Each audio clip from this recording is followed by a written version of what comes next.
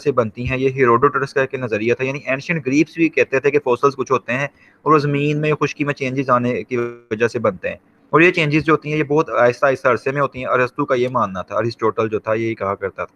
और क्रिश्चियन जो था वो कहता था कि जो चेंजेस आ रही होती हैं, मतलब ये जो है अल्लाह ताला जो है वो खुदा जो है वो इंसान को क्यों यानी कि उसने पैदा किया है कि वो चेंजेस को देखे और खुदा की तख्लीक को एडमायर करे, कि उसकी तारीफ कर सके।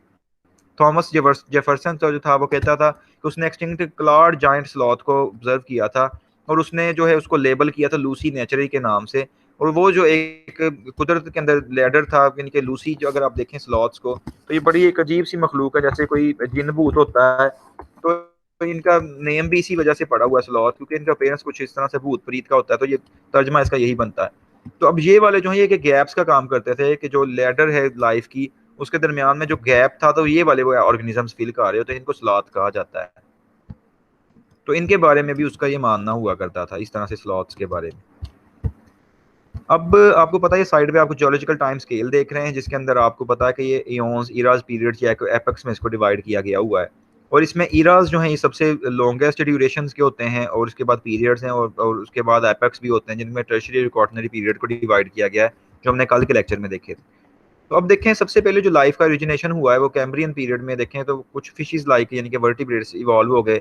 उसके बाद डाइवर्सिफिकेशन हुई, फिर लैंड प्लांट्स आ गए, फिर डेवोनियन में एम्फीबियंस फर्स्ट आ गए, फिर रेप्टाइल्स आ गए। पर्मियन में मेजर एक्सटिंक्शंस होनी शुरू हो गई, रेप्टाइल्स की डाइवर्सिटी बहुत ज़्यादा थी। ट्राइएसिक में क्या हुआ है, पहले मैमल्स जो थे वो वजूद में आ गए और डायनासोर्स भी पहले जो थे वो वजूद में आए। अब देखें जब ट्राइएसिक में मैमल्स भी साथ आ गए तो ये डायनासोर्स की जो है एक्सटिंक्शन की रीजंस यहाँ पे बताई जाती हैं कि मैमल्स ने इनके अंडे खाने शुरू कर दिए थे डायनासोर्स के। तो इस वजह से डायनासोर्स ट्राइएसिक में जाके क्या हो गए थे, पहले मैमल्स जो थे उनके अंडे खाने की वजह से मैमल्स के डायनासोर्स एक्सटिंक्ट हो गए थे। दूसरी रीज़न ये बताई जाती है कि बहुत बड़ा एक कॉमेट ज़मीन के ऊपर आके गिरा था, जिसकी वजह से डायनासोर्स एक्सटिंक्ट हो गए। तो बहुत ज़्यादा डस्ट रही है हवा के अंदर कुछ हफ्तों तक, तो उसकी वजह से जो है वो हवा के अंदर डस्ट रहने की वजह से पौधे वगैरह खत्म हो गए, जिनके ऊपर डायनासोर फीड करते थे, या बहुत सारी चीज़ें थी, तो डायनासोर इस तरह से खत्म हो गए। तो जुरासिक पीरियड जो था इसमें डायनासोर्स बेशुमार फैल चुके हुए थे, और जुरासिक पार्क के नाम से आपने मूवीज़ भी देखी होंगी या कोई कार्टून्स भी देखे होंगे। तो ये वही पीरियड है जिसमें डायनासोर्स बहुत ज़्यादा हमारी ज़मीन पे पाए जाते थे। उसके बाद क्रीटेशियस पीरियड आ गया, जिसमें फर्स्ट फ्लावरिंग प्लांट्स जो थे ज़मीन के ऊपर आ गए, और फर्स्ट प्राइमेट्स आ गए, और डायनासोर इसमें आके एक्सटिंक्ट हो चुके हुए थे। लेकिन टर्शरी में फिर मैमल्स बहुत ज़्यादा डाइवर्स हो गए, और क्वार्टनरी में भी आपको पता है कि मैमल्स अभी तक बहुत ज़्यादा हैं, और ह्यूमंस की एवोल्यूशन कहा जाता है कि क्वार्टनरी पीरियड के अंदर हुई है। तो ये जियोलॉजिकल टाइम स्केल जो है इसको क्यों बनाया गया है, इसको बनाया गया है on the basis of fossils record.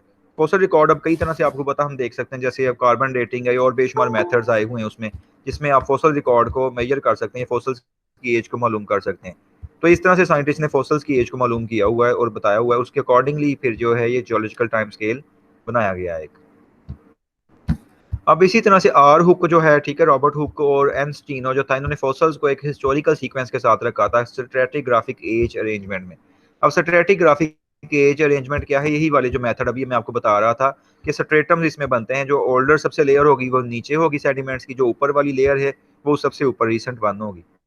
तो इस तरह से वो क्या करते थे कि वो ऑर्गेनिजम्स की एज को डिटरमिन कर सकते थे, या बता सकते थे कि फलाना जानदार ओल्डर है जो नीचे दबा हुआ है, जो उससे ऊपर वाली लेयर में है वो उससे रिसेंट वन ऑर्गेनिज्म का फॉसिल हो सकता है।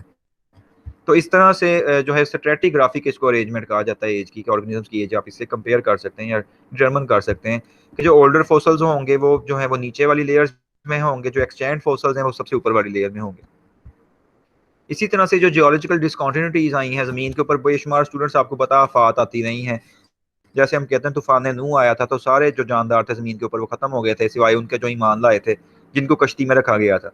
ठीक है, तो इन चीज़ों का जो एविडेंसेस हैं वो साइंटिस्ट को भी मिले हैं कि ज़मीन के ऊपर जो क्रिएचर्स थी वो बहुत ज़्यादा मरी हैं, नीचे दबी हैं, या समंदर भी कहीं जगह पे हुआ करते थे, वो अब जब समंदर वहाँ पे नहीं पाए जाते हैं। तो अब इसमें दो तरह की थेरीज हैं जो जियोलॉजिकल कॉन्टिन्यूटीज को एक्सप्लेन करती हैं। एक थेरी ऑफ कैटास्ट्रोफिज्म है, दूसरी थेरी ऑफ यूनिफॉर्मिटेरियनिज्म है।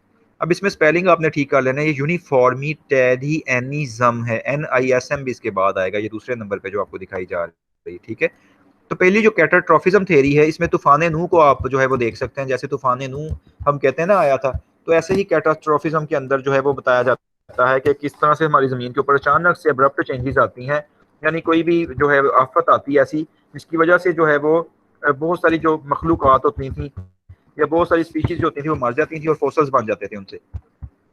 कैटास्ट्रोफिज्म थ्योरी जो है वो ऑर्गेनिजम्स की जो है ना वो मरने को या उनके फोसिलाइजेशन होने को एक्सप्लेन करती है कि अचानक से ऑर्गेनिजम्स जो होते हैं ना वो मरे हैं और ज़मीन के ऊपर आफात आ जाने की वजह से वो सारे के सारे मर जाते हैं, ख़त्म हो जाते हैं।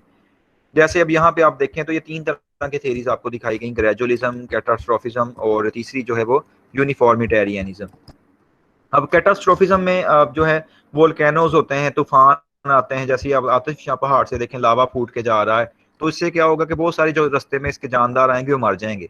तो ये अचानक इवेंट होते हैं, अब्रप्ट इवेंट होते हैं कि अचानक आतिश फूट पड़ा तो लोग वहां पे मर गए इर्द गिर्द के। तो इसमें मैसिव एक्सटिंक्शंस होती हैं, बहुत सारे जानदार जो होते हैं वो वाइप आउट हो जाते हैं।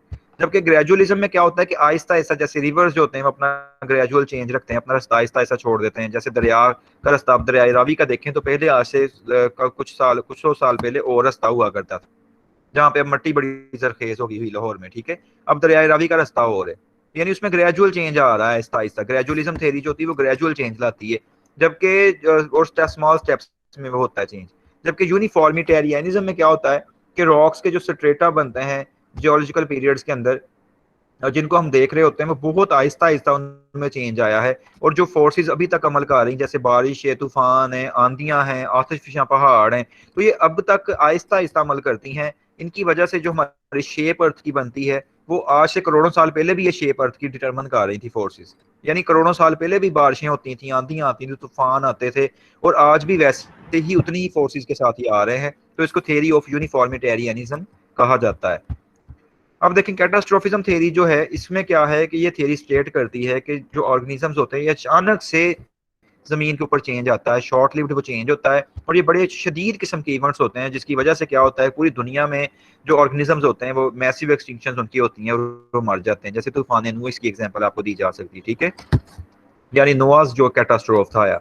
तो इसमें अब पॉपुलराइज जो इस थ्योरी को किया था वो जॉर्जिस क्यूवियर था, जिसने इसको एक्सप्लेन किया है। वो कंपैरेटिव एनाटॉमिस्ट था और वो पैलियोंटोलॉजी का फाउंडर भी था। तो जो रॉक्स की स्ट्रेटिफिकेशन होती है, जो उनकी लेयर्स बन रही होती हैं, उसमें फॉसल्स जो होते हैं वो दबे हुए होते हैं। तो वो ट्रांजिशनल फॉर्म्स जो थी ऑर्गेनिजम्स की वो मेरीन से फ्रेश वाटर ऑर्गेनिजम्स की तरफ फॉसल्स बनते हुए नजर आते हैं। तो ये कैटास्ट्रोफिज्म को शो करते हैं, मतलब मेरीन एनवायरनमेंट से फ्रेश वाटर एनवायरनमेंट की तरफ ऑर्गेनिजम्स मूव कर गए थे, तो उनकी फॉसल्स भी वहां पे ऐसे ही सी फॉर्म में मिलते हैं। तो ये थ्योरी ऑफ कैटास्ट्रोफिज्म को एक्सप्लेन कर रहे होते हैं। अब दूसरी जो थ्योरी है इसके अंदर वो क्या है, यूनिफॉर्मिटेरियनिज्म थ्योरी है। अब यूनिफॉर्मिटेरियनिज्म थ्योरी जो है ये लामार्क, बफन हटन और लॉयल ने जो थी ये प्रपोज की थी।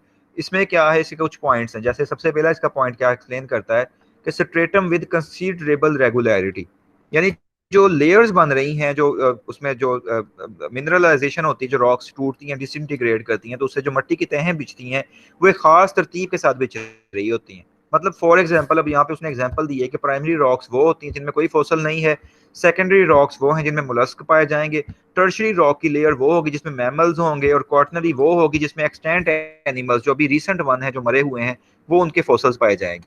तो इट मीन्स प्राइमरी रॉक सबसे नीचे वाली लेयर है जिसमें कोई फॉसल नहीं है, सेकेंडरी वो है जिसमें ऑर्गेनिज्म मार के दब गए हैं जिसमें मोलस्क हो सकते हैं, टर्शरी वो लेयर होगी जिसमें मैमल्स आपको दबे हुए नजर आएंगे, क्वार्टनरी वो है जो आज का जमाना अभी आपको पता रिसेंट वन चल रहा है वो क्वार्टनरी पीरियड है ना। तो इसमें भी एनिमल्स कुछ दबे हुए आपको नजर आएंगे या कुछ के फॉसल्स बन रहे होंगे, फॉसलाइजेशन से वो गुजर रहे होंगे। क्योंकि फॉसल बनने के लिए भी कुछ रिक्वायरमेंट्स है ना, कि एक तो ऑर्गेनिज्म बहुत जल्दी मर जाए, दूसरा अचानक उसके ऊपर जो है ना वो सेडिमेंट्स की लेयर बिछ जाए और उसको ऑक्सीजन ना मिल पाए। क्योंकि ऑक्सीजन मिलेगी तो उसकी डिकम्पोजिशन हो जाएगी, उसका फॉसल नहीं बन पाएगा। फॉसल में और बोन में भी यही फर्क है। जो जो ढांचे दफन हुए होते हैं ना जमीन में, जो हम मुर्दे दफनाते हैं, वो क्या होते हैं कि वो बोन होते हैं। तो फॉसिलाइजेशन के लिए कम से कम जो होता है वो कुछ हजार साल चाहिए होते हैं, उसके बाद जाके वो फॉसल में कन्वर्ट हो सकते हैं। उनका मिनरलाइजेशन का अमल होता है जिसमें उनके अंदर हार्ड मिनरल्स ऐड हो जाते हैं उनकी बोन्स के अंदर, तो वो फॉसल्स में कन्वर्ट हो जाते हैं, ठीक है। तो इस तरह से जियोलॉजिकल चेंजेस फिर जो होती हैं वो इरोजिव नेचुरल फोर्सेस होती हैं, यानी वो जमीन के ऊपर जो है इरोजन का बायस बनती हैं। जैसे वोल्केनोज आपको पता फटते हैं, आतिशफिशां पहाड़ जब फटते हैं, ज्वालामुखी जिनको हम कहते हैं या आतिशफिशां पहाड़ कहते हैं, तो उससे क्या होता है कि जमीन के ऊपर जो है वो एक इरोजन होती है, जमीन कटाव का शिकार हो जाती है। ऐसे जब बारिशें होती हैं बहुत तेज या तूफान आते हैं या आंधियां आती हैं, तो उससे क्या होता है हमारी जमीन की जो शेप होती है उसको वो डिटरमिन करती हैं और नंबर ऑफ स्पीशीज को रेगुलर कर रही होती हैं वो। और ये फोर्सेस जो हैं जियोलॉजिकल फोर्सेस, ये आज से करोड़ों साल पहले भी ऐसे ही जमीन के ऊपर अप्लाई हो रही थी जैसे आज हो रही हैं। इसलिए इसको यूनिफॉर्मिटेरियनिज्म थ्योरी कहा जाता है कि इसके ऊपर जो फोर्सेस लग रही हैं ज़मीन के ऊपर वो करोड़ों साल पहले भी ऐसे ही लगती थी और आज भी स्टिल ऐसे ही लग रही हैं। ठीक है? तो इसलिए हमारी